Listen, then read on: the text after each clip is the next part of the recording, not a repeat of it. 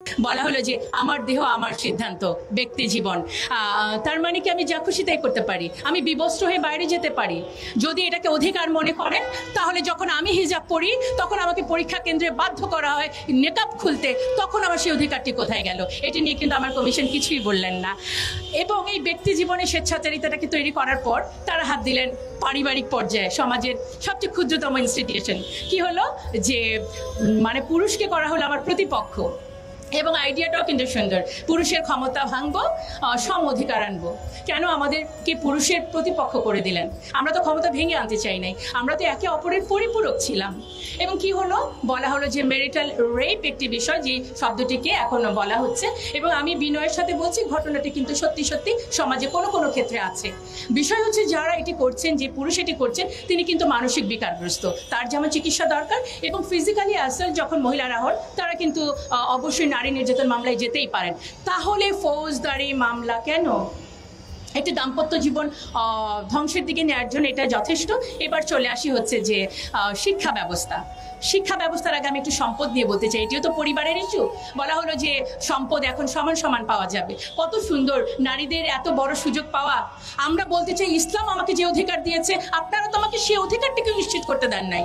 আমার এই সোসাইটি থেকে তো আমি আমার ভাইয়ের কাছ থেকে যতটুকু প্রাপ্য সম্পদ পাওয়ার কথা, সেটাই পাচ্ছি না। আপনারা খুব সুন্দর করে আইওয়াস দিয়ে আমাকে খুশি করে বলছেন, এখন থেকে আমি আমার ভাইয়ের সমান সম্পদ পাবো। এই জায়গাটায় অবশ্যই বাস্তবিকভাবে এটি কিন্তু আসা উচিত ছিল। যে বিষয়টি ক্লিয়ার করতে চাই, তারা তাদের প্রতিবেদনে সুস্পষ্ট করে লিখেছে, ধর্ম নারীকে বৈষম্য করেছে। আমি জোর গলায় বলতে চাই, ধর্ম নারীকে বৈষম্য করে নাই, ধর্মের প্রয়োগ নারীকে ভুলভাবে প্রয়োগ। আমার ধর্ম আমাকে বলল যে দেনমোহরের মাধ্যমে বিয়েটা হবে, আর আমার সমাজ আমাকে যৌতুকের মধ্যে ঠেলে দিল। এবং যৌতুক না দিলে শুধু বিবাহ বন্ধ না, গায়ের মধ্যে কেরোসিন ঢেলে আমাকে পুড়িয়ে দেওয়া হলো। তারপর এই মৃত্যুর জন্য আমার ধর্ম দায়ী নাকি আমার সমাজ? আমাদেরকে চিন্তাটা করতে হবে। এবং দেখেন, এটার মধ্যে হচ্ছে আরেকটি হচ্ছে পতিতাবৃত্তি। অলরেডি এটা নিয়ে অনেক কথা বলেছেন। এবং আপনি আমাকে আমার দাম্পত্য সম্পর্কের মধ্যে সংঘাত বাড়ালেন, আমার ভাই এবং আমার বাবার সাথে সম্পর্কে সংঘাত জড়ালেন, এবং পতিতাবৃত্তিকে করে দিলেন উন্মুক্ত। তখন এই যে কিছুক্ষণ আগে আমাদের আরো অন্যান্য বক্তারা বলেছেন, স্বামী তখন এই ফৌজদারি মামলা এড়ানোর জন্য কিন্তু যাচ্ছে কোথায়? পতিতালয়ে। আমার অনেক ছাত্রীকে আমরা কিন্তু অনেক হোটেলে এই ধরনের সম্পর্কে দেখতে পাই, যেখানে পুলিশ তাদেরকে গ্রেফতার করছে। যখন পতিতাল এই বৃত্তিটিকে আপনি একটি পেশা হিসেবে দিচ্ছেন, তখন তারা পার্ট টাইম টিউশনির মতো ওখানে গেলে সমাজ ব্যবস্থা যদি ভেঙে পড়ে, এর দায় ভাইকে আপনাদের নিতে হবে না? দেখেন, এই একই সাথে হচ্ছে যে গণমাধ্যমে বলা হলো যে কিছু কিছু শব্দ প্রয়োগ করা যাবে না, যেমন হচ্ছে নৈতিকতা, অশ্লীলতা, শালীনতাপূর্ণ পোশাক, ধর্মীয় অনুভূতি। আমি এই কথাগুলো কেন বলতে পারবো না? কারণ আমি অশালীন হয়ে চলবো? অবশ্যই শালীনতা আমার সামাজিক ভ্যালু। আমি চ্যালেঞ্জ দিব, ইসলাম যতটুকু নারী অধিকার দুনিয়াতে দিছে, দুনিয়ার কোন ধর্ম দিছে বইলা কোন পশ্চিমা থিওরিতে আছে কিনা? যারা আজকে নারী অধিকার নিয়া কি জানি একটা তৈরি হয়েছে না, কমিশন আলারা আসুক টেবিলে, আমাকে দেখাক ইসলামের চেয়ে বেশি নারীর অধিকার কেউ দিছে? চ্যালেঞ্জ ওর সাথে।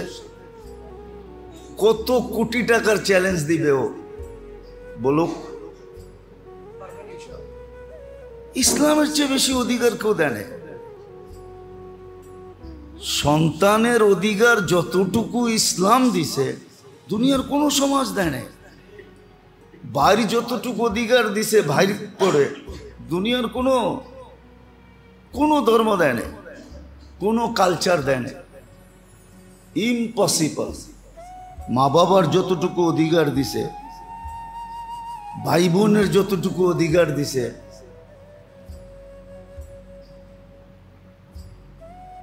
দুনিয়ার কেউ দেয় না, কোনো ধর্ম দেয় না।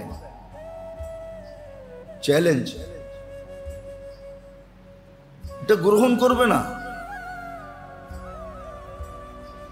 বলে আমাদের সাথে দুশ্মনী এটা নিয়েই যে ইসলাম এত অধিকার দিছে, দিতে দিতে দিতে দিতে দিতে দিতে দিতে হোম মিনিস্টার বানায় ফেলছে।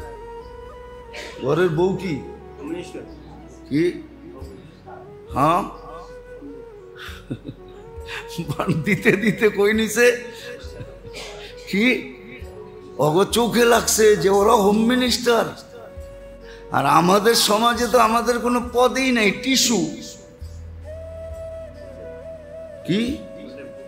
এই জন্য ওই সমাজে তো 3W কোনো 3W কোনো কি নাই, গ্যারান্টি নাই।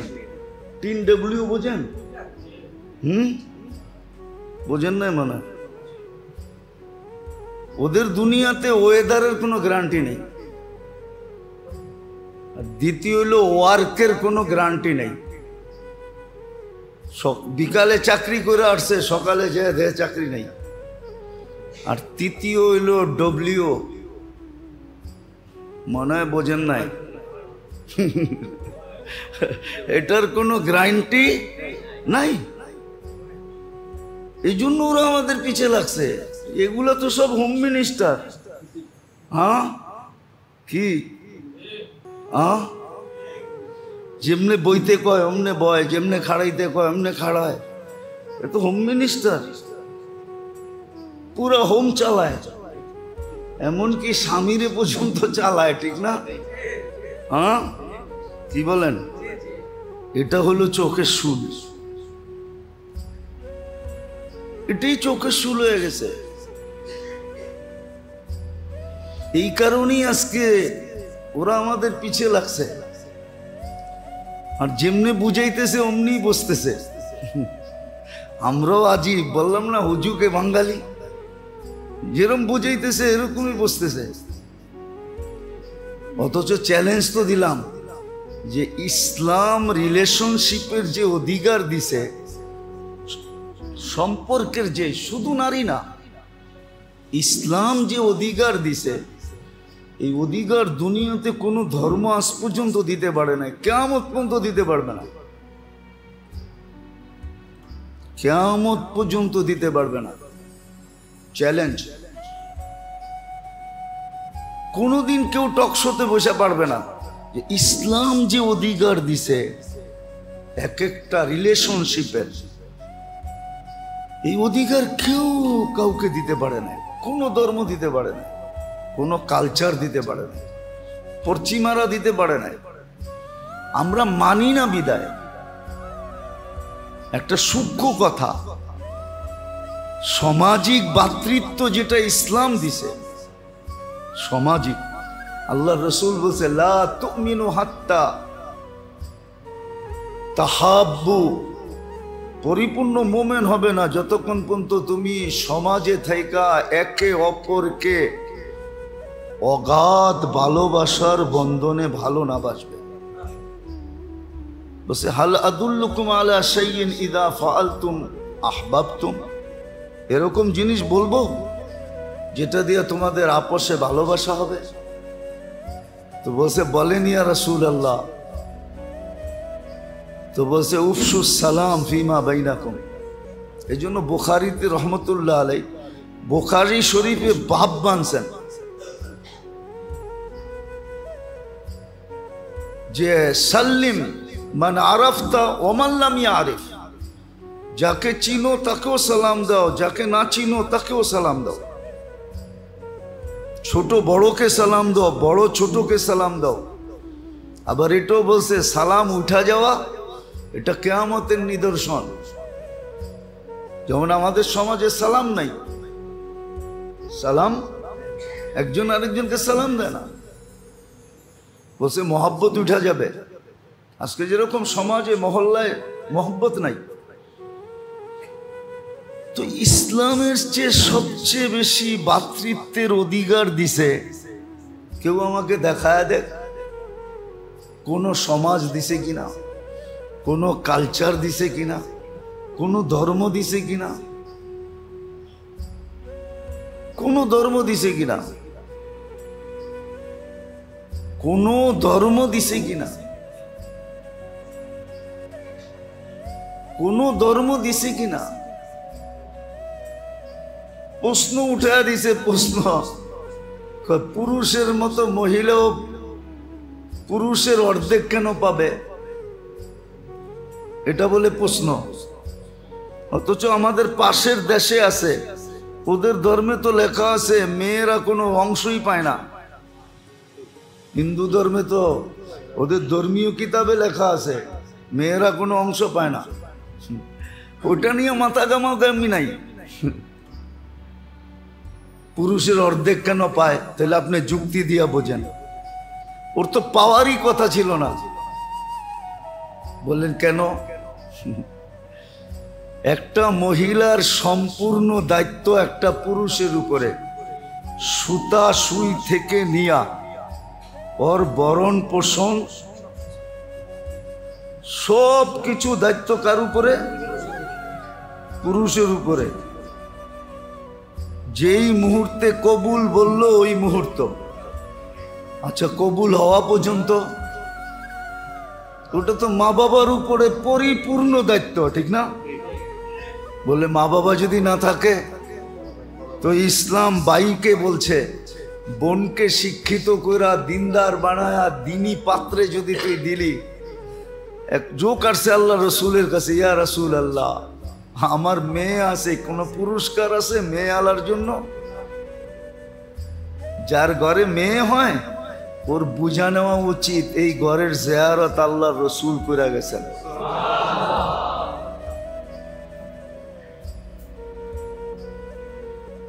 তো বলছে মেয়েকে যদি প্রথম তিনটা বলছে তুমি সুশিক্ষিত করে যদি সুপাত্রে দিলে তোমার জন্য জান্নাত। বলছি ইয়া রাসূলুল্লাহ যদি দুইটা হয় কয় তোমার জন্য, কয় যদি একটা হয় কয় তাইলে তোমার জন্য। বলছে যদি মেয়েই না থাকলো, কয় বোন আছে? বলে আছে। বলে তাকেও যদি সুশিক্ষিত করে সুপাত্রে দিলে তোমার জন্য জান্নাত। তাহলে তার পরিপূর্ণ বিয়ের আগ পর্যন্ত ভরণ পোষণ ভাইদের দায়িত্ব, আর বিনিময়ে কি? আরে বলেন না। তাহলে তার পরিপূর্ণ দায়িত্ব তো একজন নিয়েই রাখছে, ইসলাম আর একজনকে দিয়েই দিছে, ঠিক না? হ্যাঁ কি বলেন? তাহলে তার পাওয়ার দরকারটাই কি? আমারে যুক্তি দিয়া বুঝান, পাওয়ার দরকার আছে? তারপরও তো ইসলাম তাকে দিছে না, দেয় নাই? হ্যাঁ, অন্য ধর্মে তো দেয়ই নাই, অন্য ধর্মে কালচারে তো দেয়ই নাই। তোমরা যাদেরকে দেখা নারী অধিকার করতেছ, আমার এদের কাছে প্রশ্ন, এরা দেখাক না। কিন্তু বললাম না ওই যে হিংসা, হাম তো ডুবে হ্যাঁ সনম তুঝে লে ডুবেঙ্গে, আমরা ডুবছি তু করে ডুবায় ছাড়মো। আমরা তো ডুবে গেছি, ঠিক না? আমরা তো এমন ডুবা ডুবছি যে আমাদের দিকে তো কেউ তাকাইতেও চায় না,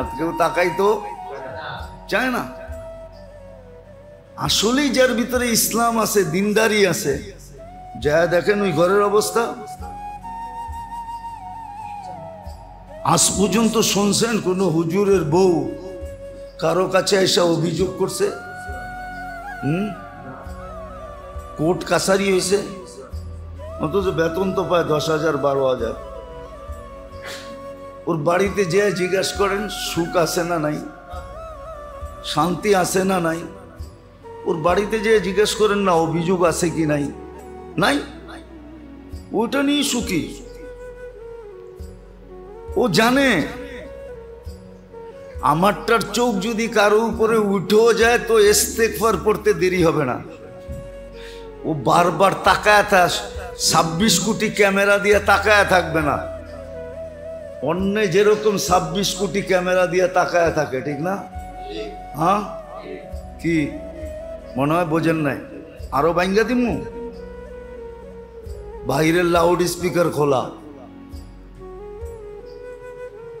ও তো চোখ উঠতে দেরি, ইস্তেগফার পড়তে দেরি করে না। ও জানে, বাড়িরটায় জানে যে এটা ইস্তেগফার পড়বে, চোখ উঠতেও পারে রাস্তাঘাটে চলতে যায়, কিন্তু ও ইস্তেগফার পড়তে দেরি করবে না। ও যদি ভালোভাবে 26 কোটি ক্যামেরা দিয়ে দেখে তো আমারই দেখবো, আর কাউকে দেখবে না, আমারই দেখবো। এই জন্য ওরা সুখী। কিন্তু লাগছে কেন? এই জন্য লাগছে যে হাম তো ডুবে হ্যাঁ সনম তুঝে লে ডুবেঙ্গে। আমরাও বেশি কিছু বলবো না, চলে দেখো, চলে দেখো, চলে দেখো, চলে দেখো। তোমরা একদিন পস্তাবে, কোনো কাজে দিবে না। পস্তান কোনো কাজে দিবে না, পস্তানো কোনো কাজে দিবে না।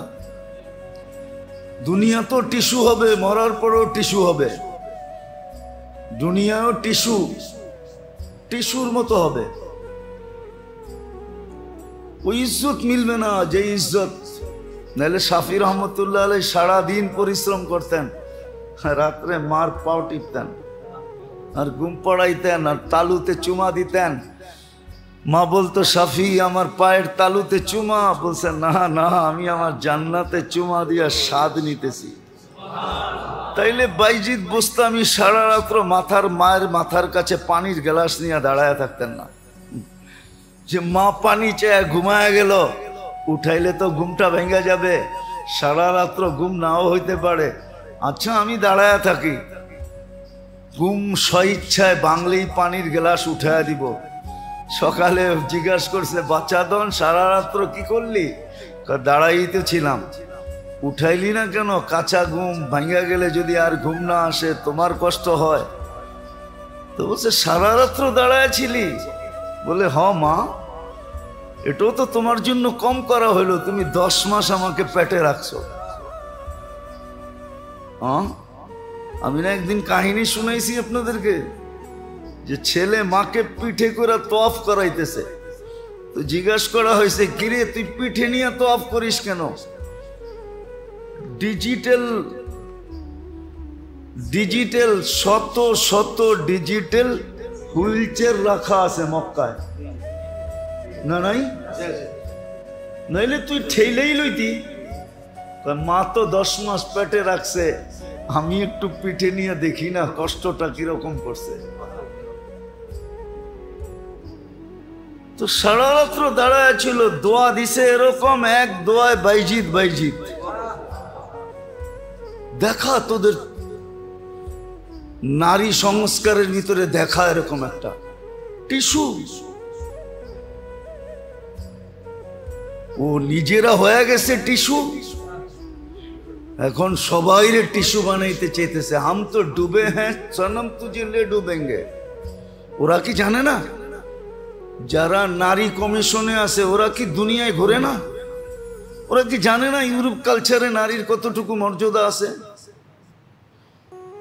পশ্চিমাদের রিলেশনশিপের ভিতরে কতটুকু হক আদায় করা হয়, একজন আরেকজনের দায়িত্ব আদায় করে কতটুকু, ওরা কি জানে না? অন্ধ, অজ্ঞ? ওরা কি জানে না? জানে, কিন্তু ওরা ডুবছে। কি করব? ওরা নিজেরাই তো ডুবা। বলতে গেলে বলতে হয়, ওরা নিজেরাই তো ডুবা, ডুবে গেছে। এই জন্য আমাদেরকেও ডুবাইতে চাইতেছে, যে আরো ডুবক। তারপরও বলতেছি আলহামদুলিল্লাহ, সুম্মা আলহামদুলিল্লাহ। আমি বহুতবার আপনাদেরকে বলছি, সব জায়গায় বলছি। আমেরিকার কাহিনীও বলছি, যে বৃদ্ধা চোখের পানি ঝরাইতেছে, ছেলে হুইল চেয়ার থেকে মাকে কোলে কইরা গাড়িতে বসাইতেছে, আর মহিলা দূরে দাঁড়ায় কাঁদতেছে। জিজ্ঞাসা করা হয়েছে, কাঁদিস কেন? বলে, এই দৃশ্য আমাকে কাঁদাইতেছে। আমার গুলা কই হারায় গেছে জানি না। বৎসরে 2টা কেক নিয়ে আসে, একটা ফাদার ডে, একটা মাদার ডে। আর দেখ, বাচ্চার মতো মাকে কোলে কইরা গাড়িতে বসাইতেছে, কেমন যত্ন। সত্য, আলহামদুলিল্লাহ, সুম্মা আলহামদুলিল্লাহ। আমাদের সমাজে এখনো যতটুকু আছে রিলেশনশিপ, এখনো আমরা আশা করি 70% আছে, 30% ভাই পাওয়া যাবে, ভাইয়ের খবর নেয় না।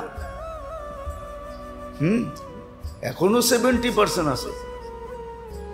আপনি সদরঘাট যান, সাইদাবাদ যান, গাবতলী যান, কমলাপুর যান, যতগুলো স্টেশন আছে সবগুলাতে যান, মহাখালী যান, ফলের দোকানে যেয়ে দেখবেন একটা একটা করে কিনে, একটা আনার কিনে, 2টা আপেল কিনে, 100 গ্রাম আঙ্গুর কিনে। যদি জিজ্ঞেস করে তুই এত অল্প অল্প করে সব আইটেম কিনোস কেন? মা বাবা বাড়িতে আছে তো। শ্রম পেশার মানুষ, বাড়িতে যেতেছি, বয়স হয়েছে, এদেরও মনে চায়, তো সব আইটেম একটু একটু করে লয়ে যেতেছি। আর যা দেখেন, ঠিকই যা দেখেন, যারা ওদের শিক্ষায় শিক্ষিত হয়ে গেছে ওরাই মা বাবাকে বৃদ্ধাশ্রমে রাখে। আলহামদুলিল্লাহ আমাদের এখনো 70% সন্তান মা বাবাকে মাথায় রেখা পালে। এখনো ছেলে রক্ত বেচা মা বাবাকে পালতে চায়। বিশেষ করে আমাদের মধ্যবিত্ত আর গরিব শ্রেণীরা এখনো মা বাবাকে বুকে রেখা পালে, না পালে না? 70%, 30% হারায় গেছে আমি মানি। ওরা যারা পশ্চিমা কালচারে নিজেদেরকে শিক্ষিত করছে, ওরা যারা পশ্চিমাদের রঙে রঙিন হয়ে গেছে। নাহলে আমরা তো দেখি, আলহামদুলিল্লাহ আমরা দেখি, চোখে দেখি। সবকিছু তো লাভ মিডিয়ায় বলা যায় না, আমরা চোখে দেখি। আমি অনেকবার দেখছি, কেননা ফ্লাইট ছাড়ার 1-1.5 ঘন্টা আগে আসতে হয়। 1-1.5 ঘন্টা আগে আসতে হয়, এমনি 2-3 ঘন্টা আগে আসতে হয়। ইন্টারন্যাশনাল ফ্লাইট হইলে বোর্ডিং নিয়া ইমিগ্রেশন চেকিং শেষ করা তারপরে আইসাল বসে থাকতে হয়। আমি জেএফকের কথা বলতেছি, ইংল্যান্ড আমেরিকার JFK, John Kennedy International Airport, যেটা নিউ ইয়র্কের সবচেয়ে বড় এয়ারপোর্ট। অনেকবার দেখছি আমাকে ছেলেরা এসে জিজ্ঞাসা করতেছে, মুসলমান হুজুর এতক্ষণ বসে থাকবেন, কিছু খাবেন না? কিন্তু এখানে খাইতে গেলে সব ডলার দিয়ে খাইতে হবে, পানি কিনতে গেলে $3। যেটা হালাল, একটা কোরসন যদি খাইতে যাই ওটা হালাল, ওটা হালাল আইটেম দিয়ে পনির দিয়ে বানানো হয়, ওটা খাইতে গেলে আমাকে $60 দিতে হবে। আর কফি খাইতে গেলে তো আরো দিতে হবে। আচ্ছা বাবা, প্লেন পর্যন্ত অপেক্ষা করি, কিছু তো দিবই, ঠিক না? আমি নিজে আমার জীবনে দেখছি 10 জন কইতেছে, হুজুর কি খাইবেন কোন? কাঠ তো আমরা পাঞ্চ করবো, আপনার কি? আপনি কেন $3 আর $7 আর $10 চিন্তা করতেছেন? 10 জন এসে বলতেছে আমি খাওয়াবো, কিন্তু আমি তো কোনো ইংরেজরে দেখলাম না কাউকে এসে কেউ বললো তোরা একটা পানি কিনা দেই, পানি কিনা দেই। বরং আমার জীবনে তো এরকম গেছে, এত খাওয়া আসছে যে ওরা পর্যন্ত হাক্কা বাক্কা খায়া গেছে যে এটা কোত্থেকে আসতো, যেটা আমাদের দেশে বিরল। একজনের খাওয়া ও 10 জনকে ডাইকা খাওয়াইতেছে, খাও, এটি কে খাবে, খাও। এত খাওয়ান আসছে যে 10 জনে খাওয়ার পরও আমার কাছে রয়ে গেছে, আমি প্লেনে নিয়ে উঠছি, এটা সারা প্লেনে ঢাকা পর্যন্ত আইতে খাইছি।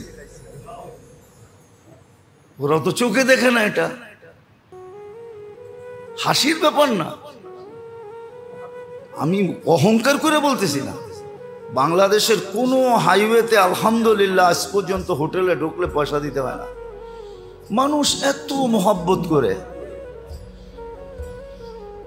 ভ্রাতৃত্বের আমাদের এরকম একটা বান্ধন,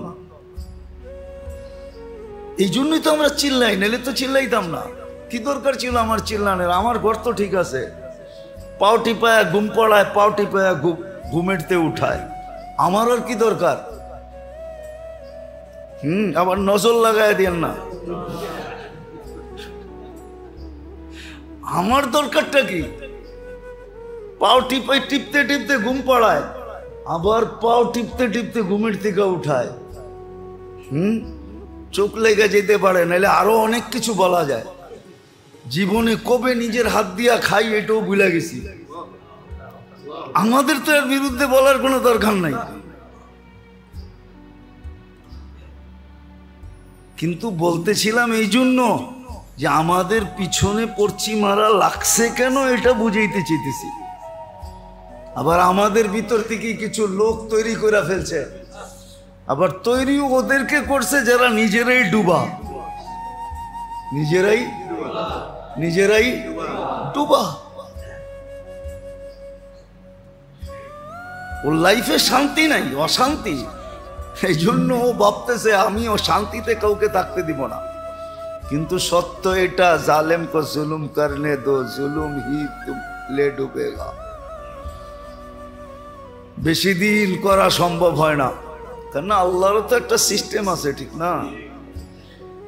যাক, যেটা আমার বুঝানোর বিষয় ছিল না, কেন জানি এতগুলা কথা বলে ফেললাম। আমার বুঝানোর বিষয় ছিল না, কিন্তু মাইনা রাখেন, ইসলাম যতটুকু ভ্রাতৃত্ব, যতটুকু রিলেশনশিপকে ইসলাম যতটুকু হুকুক দিছে, অধিকার দিছে, মায়া দিছে, মমতা দিছে, স্নেহ দিছে, ভালোবাসা দিছে, শ্রদ্ধা দিছে, ভক্তি দিছে, এবং একজন একজনের, আপনি এই কথাটা চিন্তা করেন না, আল্লাহর রাসূল ঘোষণা দিতেছে লা ইউমিনু আহাদুকুম, ওই ব্যক্তি মুমিনই না। হ্যাঁ, ওই ব্যক্তি মুমিনই না যে প্রতিবেশী ক্ষুধার্ত থাকে আর সে খায়, আর সেটা জানে, জানা সত্ত্বেও নিজে খায় আর প্রতিবেশী ক্ষুধার্ত থাকে, তো মুমিনই না।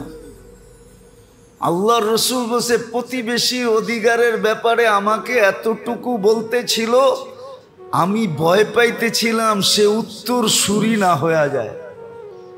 একজন প্রতিবেশী, ওইখানে ধর্ম নাই,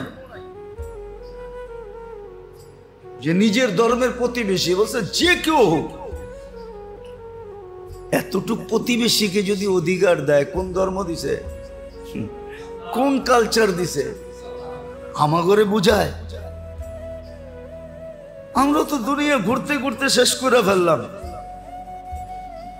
গরিব দেশগুলা না বাকি আছে, ধনী দেশ তো সব দেখা শেষ, শুধু নিউজিল্যান্ড বাকি আছে, আর কিচ্ছু বাকি নাই, সব দেখা শেষ।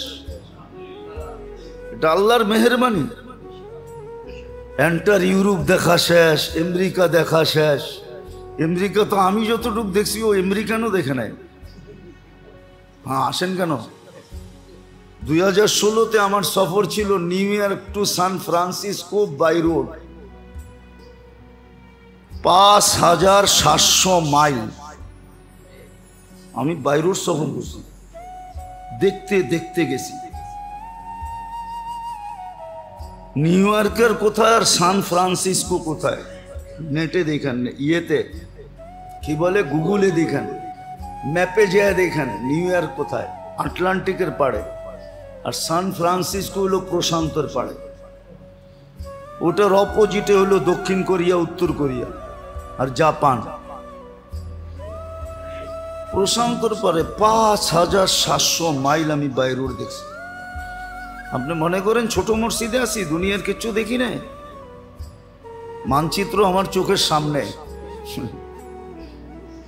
মানচিত্র কাটাই আমার নেশা, যে কোন রোডের থেকে কোন রোডে সহজে যাওয়া যায়। তো যেটা বুঝাইতেছিলাম, আমরা তো চোখে দেখি।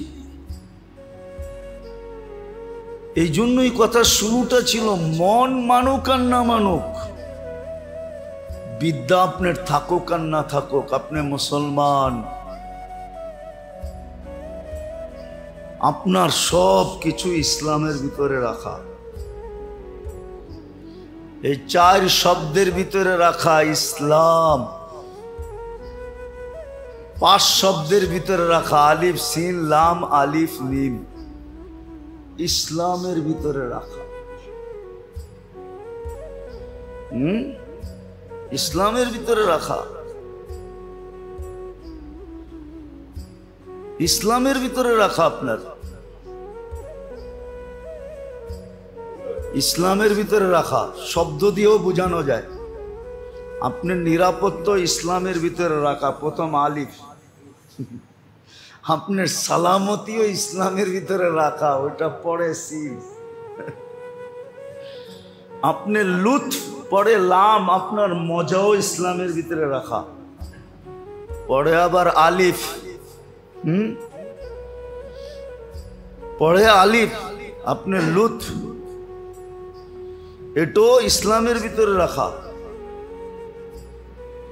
আপনার উলফত এটাও ইসলামের ভিতরে রাখা। পরে মিম, আপনার মোহাব্বতও ইসলামের ভিতরে রাখা। 5টা লেখা লয়ে যান, পরে যে ডিকশনারি দেখা বিশ্লেষণ করে। আপনাকে মুসলমানের ঘরে জন্ম দিছে, ইসলামের ভিতরে রাখা। আপনাকে উম্মতে মোহাম্মদী বানাইছে। হ্যাঁ হ্যাঁ, মুহাম্মদুর রাসূলুল্লাহর তরিকার ভিতরে আপনার সবকিছু রাখা। ওই তরিকার বাইরে আপনার জন্য কিচ্ছু নাই। আপনি খালি ছুটতে পারবেন, মজা পাবেন না। মজা মজা পাবেন না। মজা তো ও পাইতেছে যে মা বাবা বয়স্ক হয়ে গেছে, এখন খাইতে পারে কিন্তু হাতটা একটু কাঁপে। খাইতে পারে নিজের হাতে, কিন্তু সন্তান কয় তোমার খাইতে হইব না, খাওয়ায় দেব। ছেলেরা বাক্যরা খাওয়ায় দেয়। কেউ সকালে খাওয়ায়, কেউ দুপুরে খাওয়ায়, কেউ রাত্রে খাওয়ায়। আবার মেয়েরা আইসা এ নাস্তা খাওয়ায়, ও চা খাওয়ায়, সবাই খাওয়ায় দেয়। ওরে জিজ্ঞেস করেন জিন্দিগির মজা কি? তো রাখা আছে আপনার। আপনি মুসলমান, আপনার সবকিছু ইসলামে রাখা। আমি 5টা দেখাইলাম। আপনার আমানও রাখা, আপনার সালামতইও রাখা, আপনার লুৎফও রাখা, আপনার উলফতও রাখা, আর আপনার মোহব্বতও রাখা ইসলামের ভিতরে। আর আপনি উম্মতে মুহাম্মদী, নবীর তরিকার ভিতরে সব রাখা। নবীর তরিকার ভিতরে সব রাখা। নবীর তরিকার ভিতরে সব রাখা। আমার মনে আছে অনেক দিন আগের কথা, হবে 15-20 বছর হয়ে যাবে পড়ায়। আমার এক দেশে সফর চলতেছিল, বিদেশে। তো রাত্র 2টা থেকে 2:30 বাজবে। ওই এরিয়ায় রাত্র দিন হয়, দিন রাত্র হয়। মানে শুরুই হয় 11টার পরের থেকে, ফজর পর্যন্ত চলে। সৈকত এরিয়া, সারাদিন সুনসান থাকে। তা আমি রাত্রে গাস্ত করতেছিলাম, এক বাঙালির হোটেলে গেছি। ও আমারে 3 দিন ঘুরাইছে। কয়দিন? প্রথম দিন আমি গেছি 1টার সময়, বলতেছে আমাদের পিক আওয়ার, বেচাকিনির ধুম, এখন সময় দিতে পারবো না, কালকে আসেন। পরের দিন গেছি 2টা-2:30টায়, এই দাউদকান্দি বাড়ি। জামাই বউ মিলা হোটেল চালায়। পরের দিনও আমারে এরকম কয়েকটা খেসাইয়া দিছে যে এখন ক্লোজিং আওয়ার, একটু পরে বন্ধ করে দিব, সময় দিতে পারবো না। আমি 3য় দিন গেছি 3:30-4টার দিকে। হুজুর আপনিও তো নাছর বন্দা, আমার ঘরে ছাড়বেন না, তাইলে 1 ঘন্টা অপেক্ষা করেন, আমরা একটু পোশাক আশাক চেঞ্জ করে আসি। কেননা পোশাক আশাক দুইজনেরই এরকম, ও মুসলমান কইলেও কেউ বিশ্বাস করবে না। চেঞ্জ কুঞ্জ করে আসছে। জিজ্ঞাসা করলাম, তো আল্লাহ পয়সা দিছে, ডেলি রাত্রে পয়সা ছাপায়, এরকম বেচা কিনি। কিন্তু 3টা বাচ্চা, 3টাই হলো প্রতিবন্ধী। হ্যাঁ, আমি বললাম তোর এই টাকা দিয়ে কি হবে? যাক আলহামদুলিল্লাহ, তো ওইখানে আমি একটা কাহিনী দেখতেছিলাম, দ্বিতীয় দিন 2:30 বাজছে, ওই এরিয়াটা আবার যেরকম হোটেল, বাকিগুলা বললাম না আর কি, সৈকত তো ওইখানে স্যুটও বানায়, স্যুট, ইউরোপিয়ানরা পোশাক বানায়। তো এক মেয়ে 2:30টার সময় রাত্রে আসছে, আমি এক জায়গায় কাজ করতেছিলাম দোকানে, তো ওই দোকানে আইসা স্যুট বানাই ফিটিং হইলো কিনা দেখতে আসছে, আর দেখতে আইসা সে বিপদের সম্মুখীন হয়েছে রাস্তায়। তো আমি বলতেছিলাম, দেখো এটা কি ইসলামের জীবন?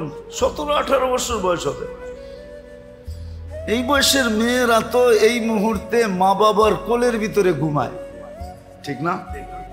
হ্যাঁ, কি বাবা রাত্রে আইসা নিজে এই সমস্ত মেয়েদেরকে, কি আপনাদের মেয়েদেরকে আপনারা খাওয়ান না? মামা বইলা গলা শুকান না? আর এটা কই হারায় গেছে? তাই আমি বললাম, তারপরও তোমরা বুঝো না এটা কি জিন্দিগি? এই বয়সের মেয়ে তো মা বাবার চোখে চোখে থাকে, ভাইদের মাথার উপরে থাকে, ঠিক না? আমাদের সমাজে আলহামদুলিল্লাহ অনেক আছে, অনেক ভাই আছে খাটতেছে, বিয়ে করে না কেন? আমার 2টা বোন আছে,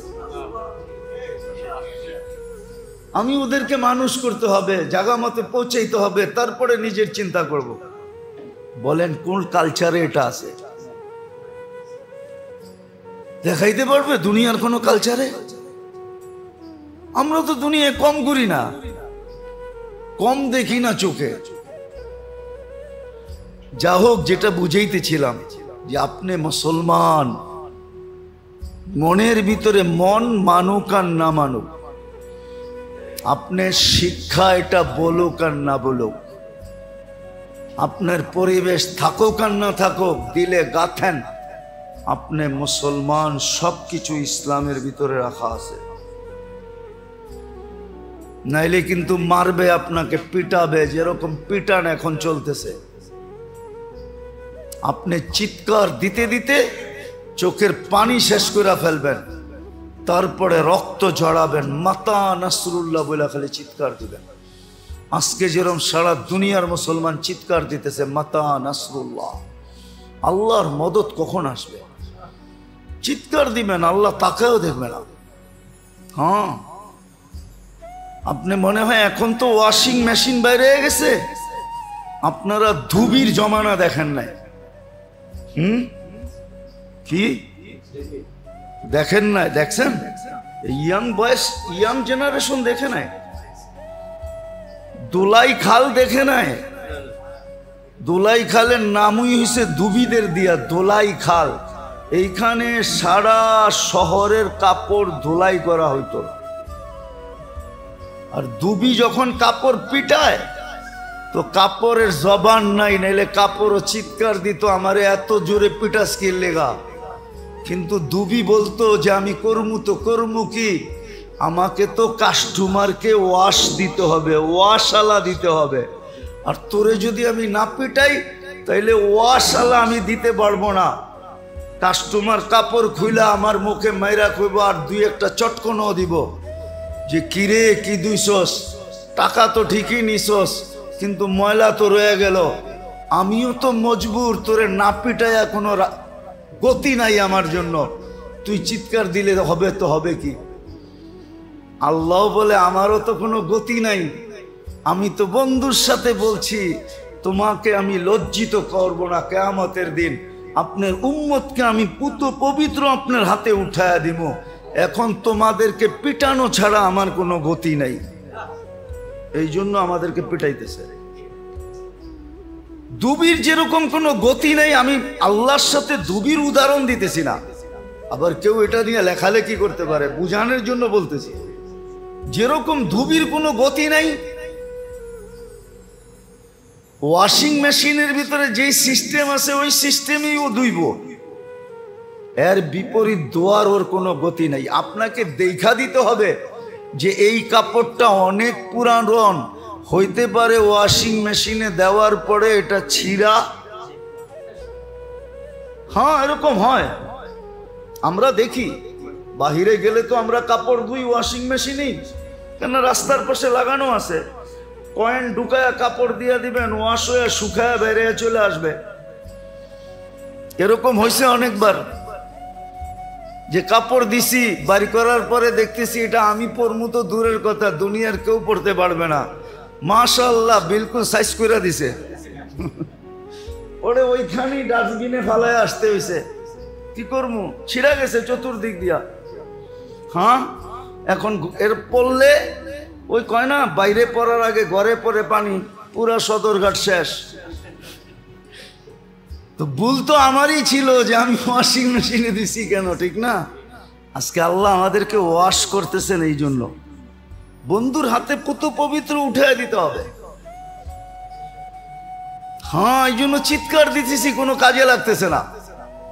এই জন্য মনে গাথেন, মন যদিও না মানে, বিদ্যা বুদ্ধি যদিও না বলে, পরিবেশ যদিও বলে এটা ঠিক না, তারপরও মনে গাথেন যে আপনি মুসলমান হিসাবে নির্বাচিত, ইসলামের ভিতরে সব রাখা আছে, আপনি উম্মতে মুহাম্মাদি, নবীর তরিকার ভিতরে সব রাখা আছে। এর বাহিরে যাবেন, যাইতে পারেন, ইচ্ছা স্বাধীনতা দিছে বিদায়, আল্লাহ কিচ্ছু বলবে না, কিন্তু একদিন আপনি পস্তাবেন, একদিন আপনি পস্তাবেন, বড় পস্তাবেন, বড় পস্তাবেন, আপনি বড় পস্তাবেন। ইহ দুনিয়াতেও পস্তাবেন, মৃত্যুর পরেও আপনাকে পস্তাইতে হবে। আর আল্লাহ চোখে দেখাইতেছে। নাইলে আমাদের তো এক সময় ধারণা ছিল যে সারা দুনিয়ায়, আমার জীবনের কাহিনী বলতেছি, 2008-এ আমি ফ্রাঙ্কফুর্টে একদিন দুপুর বিকালে বসা অনেকক্ষণ কাঁদতেছিলাম, শুধু দৃশ্য দেখা। কেননা ফ্রাঙ্কফুর্টে বিকালবেলা, ফ্রাঙ্কফুর্টের ভিতরে আমাদের যেরকম বুড়িগঙ্গা আছে এরকম একটা নদী আছে, এটার দুই পাশে পার্ক বানানো আছে, ভিতর দিয়া প্রমোত্তরি চলে, খুব আস্তে আস্তে প্রমোত্তরি বোঝেন, ওটার ভিতরে ভার আছে, সব আছে, ফুর্তি করার লঞ্চ আর কি। তো পার্কে বিকালবেলা সব বৃদ্ধাশ্রম থেকে যখন নিয়ে আইসা বাসে পার্কে ছেড়া দেয়, পার্কে ছেড়া দেয়। আবার প্রত্যেক বাসের ভিতরে আসে লোক আছে যারা এদেরকে দেখভাল করে। তো এদের দৃশ্য দেখা আমি একদিন বিকালবেলা, আমাদেরও সফর চলতেছিল টাইট, কিন্তু আমার চোখে পানি চলে আসছে, আমি অনেকক্ষণ কাঁদতেছিলাম এই দৃশ্য দেখা। আর আল্লাহর কাছে শুকরিয়া আদায় করতেছিলাম যে আল্লাহ, আপনি আমাদেরকে কত উত্তম রিলেশনশিপ দিয়েছেন, কত উত্তম সম্পর্ক। এই বয়সের বাবা মাকে সেবা কইরা সন্তান নিজেও তৃপ্তি পায়, আবার মাঝে মাঝে বলে আমি জান্নাত পাবো, জান্নাত। বাবা আমার উপরে খুশি, মা আমার উপরে খুশি, সত্য এটা। আমার বয়ান আছে 2 দিন আগের। আসলেই মা বাবার দোয়ায় মানুষ অনেক উপরে ওঠে।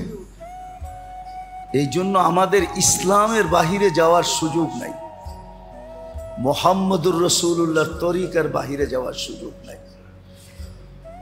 মন যদিও না মানে তারপরও মানান, বিদ্যা যদিও না বলে তারপরও স্বীকারোক্তি দেন, পরিবেশ যদিও না বলে তারপরও আপনি ওটার সামনে হা বলেন, কাজে দিবে, নাহলে বড় পস্তাইতে হবে। দুনিয়া আমাদেরকে ডুবাইতে চায়, কেননা ওরা ডুবছে। এখন ওই প্রবাদ বাক্যই সত্য, হাম তো ডুবে হ্যাঁ সনম তুঝে লে ডুবেঙ্গে। ওরা ডুবছে বিধায় আমাদেরকে ডুবাইতে চায়। আল্লাহ আমাদেরকে হেফাজত করুক, বুঝার তৌফিক দান করেন। ওমা আলাইনা ইল্লাল বালা।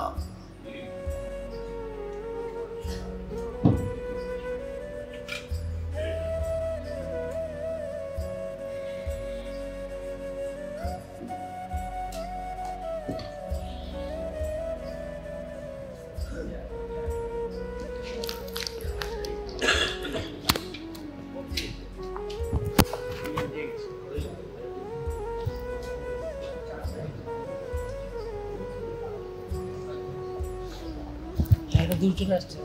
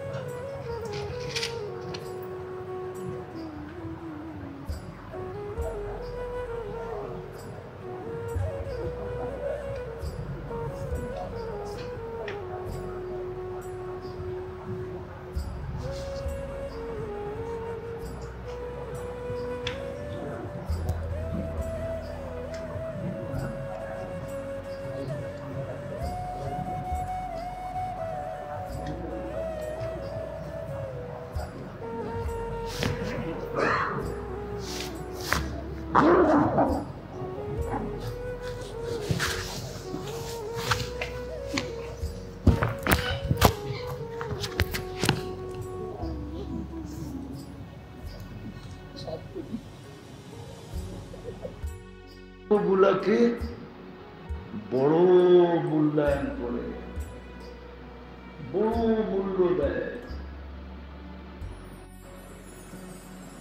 বড় মূল্য দেয়, বড় মূল্যায়ন করে, বড় দাম দেয়, বড় খেয়াল রাখে। আবার এই দুনিয়ার সম্পর্কগুলোর সাথে সম্পর্কিত হওয়ার জন্য মাথার গাম পায়েও ফেলে, কোটি কোটি টাকা খরচ করে, কিন্তু অচিরেই আসবে সব সম্পর্কগুলো ছিন্ন হয়ে যাবে। এমনকি আপন থেকে আপন জনরা পর্যন্ত মনে রাখবে না। আপনি বলবেন আমি তো মা বাবার জন্য দোয়া করি, কিন্তু আপনি বলেন কতটুকু করেন? দোয়া করেন আপনি, কিন্তু কতটুকু দোয়া করেন? আপনি দোয়া করেন, কিন্তু কতটুকু করেন? রাগ হয়ে যাবেন?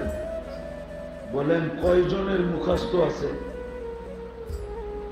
রব্বির হামহুমা কামা রাব্বায়ানি সগীরা? এই মজমার কয়জনের মুখস্থ আছে? থাকলেও সহি কয়জনের আছে? অথচ আল্লাহর হুকুম তো ছিল, নবীজি আপনি বইলা দেন ওয়াকুল ওয়াকুল, আল্লাহ বন্ধুকে হুকুম দিতেছে, বন্ধু আপনি বইলা দেন উম্মতকে, আমি দোয়া শিখায় দিতেছি। মা বাবার জন্য কি দোয়া করবে এটা আমি আল্লাহ সিলেক্ট করতেছি, আমি আল্লাহ নির্বাচিত করতেছি। বোঝা গেল যেই দোয়াটা আল্লাহর পক্ষ থেকে নির্বাচিত ওটা বড় গ্রান্টেড। বড় নির্বাচিত কে করছে? এই দোয়াটা কিন্তু নির্বাচিত করছে কে? যেটা আল্লাহ নির্বাচিত করছেন ওটা সবচেয়ে গ্রান্টেড, ঠিক না? কিন্তু আমরা কয়জনে শিখছি? রাখবেন না, কয়জনে শিখছি? অথচ আল্লাহ বন্ধুকে বলতেছে কুল, আপনি উম্মতকে বলে দেন। সেজন্য এই দোয়াটা সারা দিন করতে থাকে, রব্বির হামহুমা কামা রাব্বায়ানি সগীরা।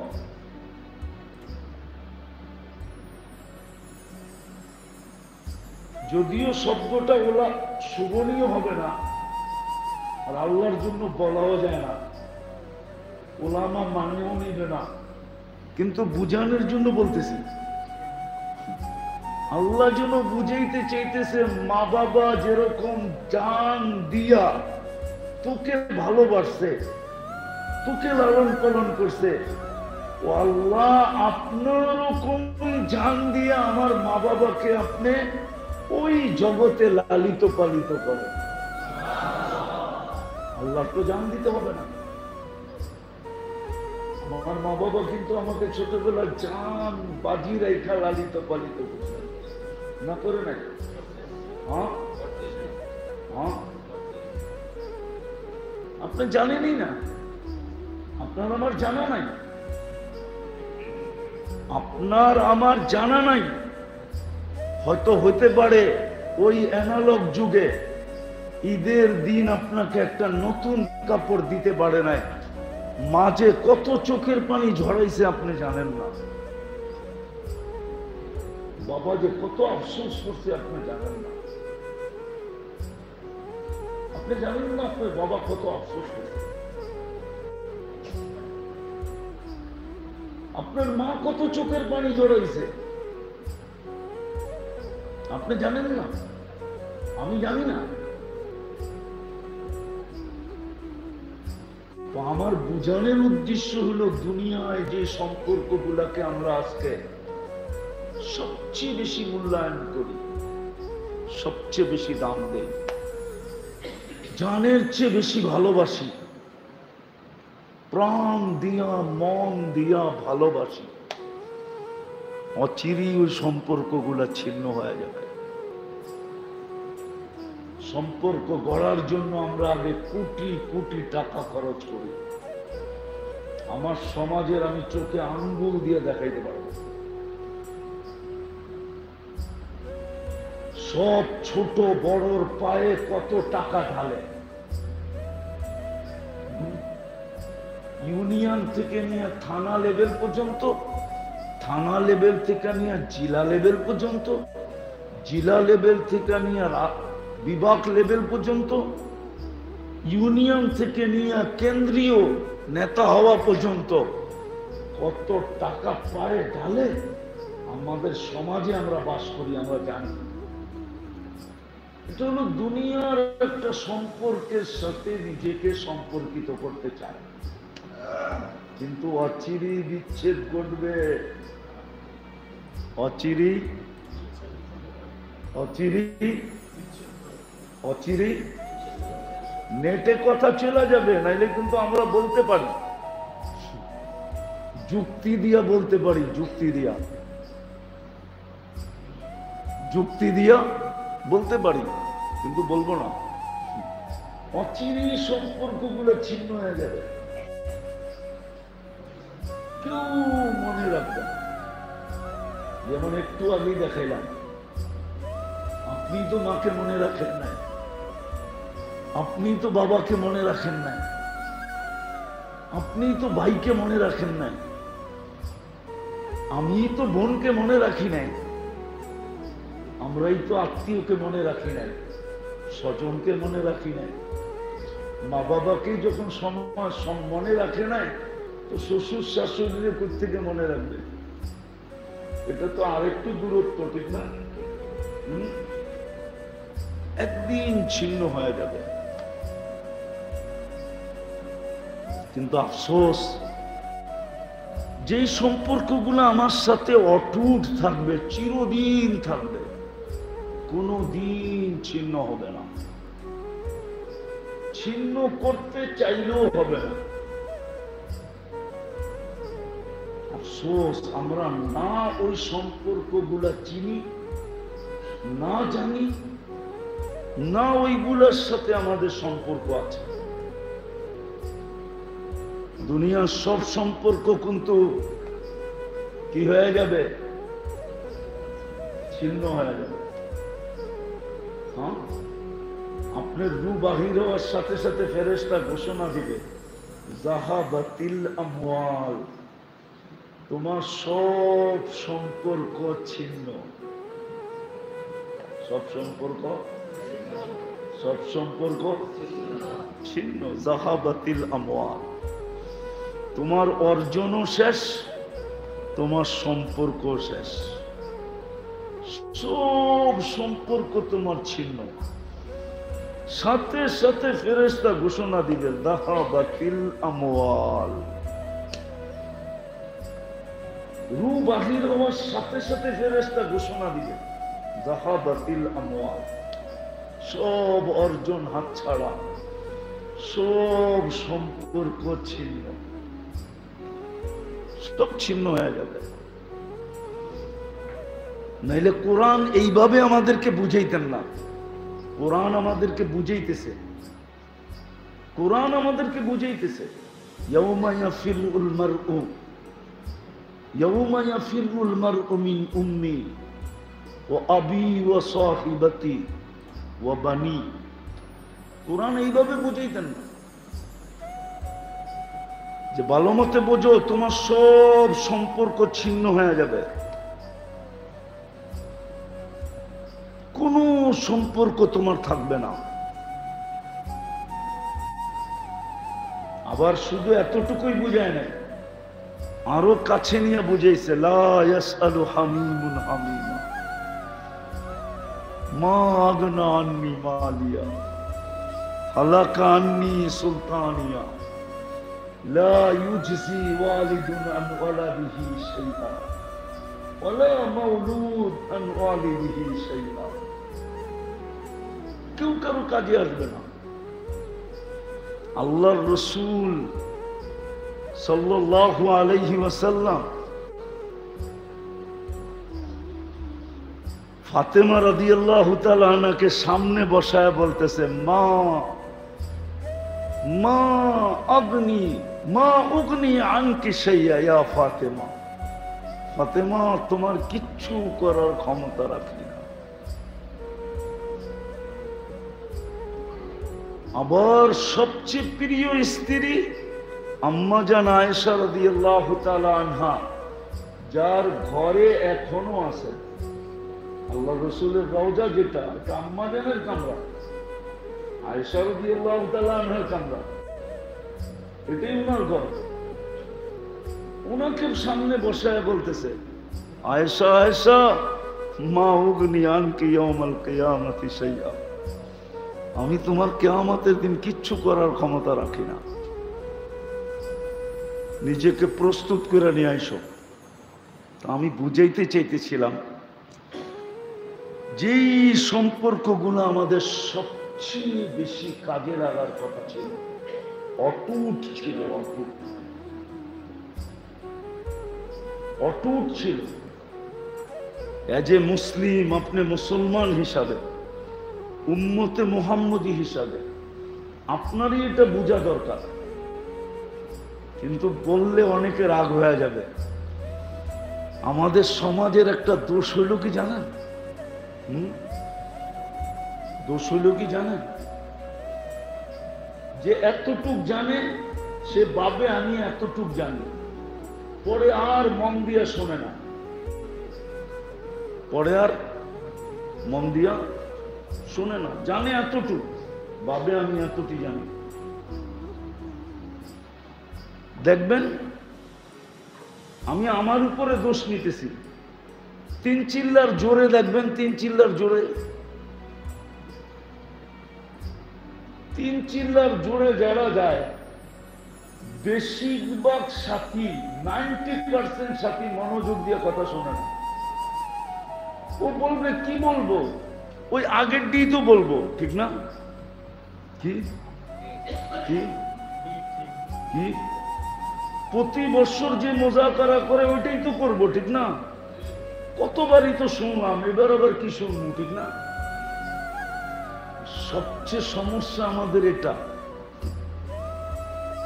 যারা একটু জানে ওদেরকে নিয়ে হয় সমস্যা। একটু জানে ভাবে এতটি জানে, এই জন্য শুনে কম, মনোযোগ দেয় কম। রাগ হয় না কিন্তু, এই জন্য শিখে না। যেই সম্পর্ক গুলা অটুট, কোনদিন ছিন্ন হবে না, ওই সম্পর্কগুলা জানেও না, আবার যতটুক ওইগুলার সাথে সম্পর্কিত হওয়ার জন্য মুখলেস হওয়া দরকার ছিল, নিবেদিত প্রাণ হওয়া দরকার ছিল, অতটুক নিবেদিত প্রাণ না শিখছে, না নিবেদিত প্রাণ। ভালো মতে বোঝেন কিন্তু আখেরাতে মৃত্যুর পরে কেউ কারো কাজে আসবে না। যদি আসতো তাহলে একটা প্রমাণ চোখে আঙ্গুল দিয়া দেওয়া যায়, আল্লাহর রসুল নিজের হাতে চাচাকে কবরে নামাইছেন, তাহলে এই ছোঁয়াটা কাজে লাগতো। কিন্তু এই ছোঁয়াটা কাজে লাগে না। এর ব্যতীত দুনিয়াতে রসুল সাল্লাল্লাহু আলাইহি ওয়াসাল্লামের হাতের ছোঁয়া যেইখানে লাগছে, যার উপরে লাগছে, ওর ভাগ্য খুলে গেছে, ওর কপাল খুলে গেছে।